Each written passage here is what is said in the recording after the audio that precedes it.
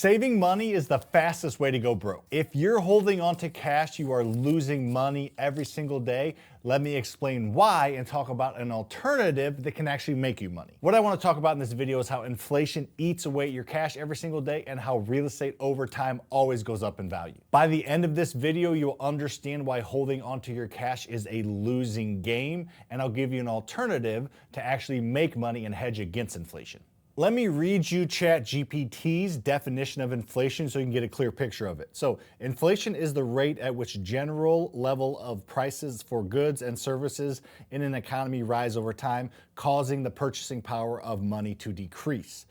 In simple terms, over time, the same amount of money buys you less because prices go up. For example, something that costs $1 today might cost $1.05 next year, meaning 5% inflation. You see, the Fed is mandated to require 2% inflation. Most of the time, they miss their mark on the high side. If we get 3 to 4% inflation like we have gotten over the past few years, that causes the price of things to go up drastically, usually much, much faster than any types of raises normal W-2 job gets, meaning over enough time, you actually are able to purchase less rather than more. And the reason behind inflation is extremely powerful and beneficial for the economy. You just have to figure out a way around it. You see, the economy requires people to buy things today and not wait to buy things. Inflation was vital and we need it. There is a perfect example of what happens if you don't have inflation. In the 1990s, Japan actually had deflation, meaning the cost of goods and services went down every single year. And that may sound good to you,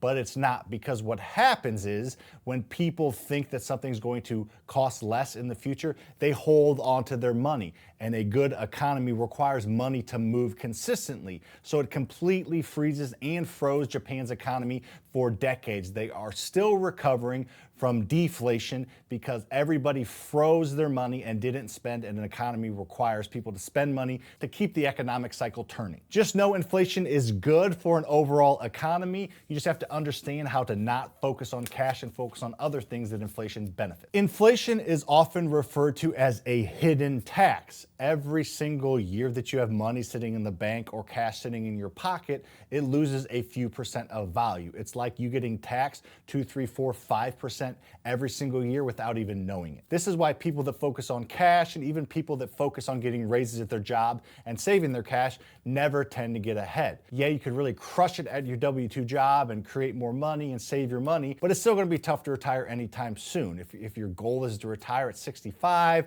64, then cash and saving your money is maybe a good investment. However, if you want to retire in the next few years, or at least before you're too old to actually enjoy it, you have to think of another way to get around inflation. Here's a perfect example that should really drive home how bad inflation really is. In 1955, $100 got you $100 worth of goods and services. In 1965, that same $100 only had $85 worth of purchasing power. In 1975, we're going all the way down to $54 of purchasing power, meaning in the 20 years that I just talked about, you almost lost half of your purchasing power. In 1985, we're all the way down to $24 worth of purchasing power. In 1995, we're at $17. In 2005, we're at $13. In 2015, we're at $11. And today, that same $100 only gives you $8 worth of purchasing power compared to 70 years ago. Now let's spin this whole video and talk about some positive things you can do, like invest in real estate. Let me go through that exact same time frame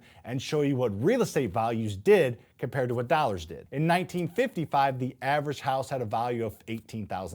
In 1965, it didn't go up a ton, but it went up to $20,000. While the dollar's going down, real estate slightly went up. However, in 1975, the average house was valued at $32,000, so almost double what it was 20 years prior, while the dollar lost half its value. In 1985, the average house had a value of $83,000, so almost tripled in 10 years. In 1995, the average house had a value of $134,000. In 2005, the average house had a value of $240,000. In 2015, the average house had a value of $295,000, so it's still up in those 10 years, even after going through the worst real estate crash ever, '08. And today, the average house will give you a value of about $420,000. So if you can see, the cash goes down in value every single year because of inflation, but because of inflation, the house value goes up every single year because inflation goes into houses. The labor, the materials that it costs to build a new house goes up, therefore the value of that new house goes up, and all the other houses that were already built go up with it because of the cost of replacement. So getting into real estate investing is not only a hedge against inflation, it is a way to absolutely grow your net worth, especially if you're borrowing money to buy it, because real estate goes up in value over time. I just clearly showed that. And if you have a mortgage and have a tenant paying that mortgage, the tenant's mortgage pays down the principal balance. So not only is your value going up, the principal balance is going down. So you're compounding your net worth.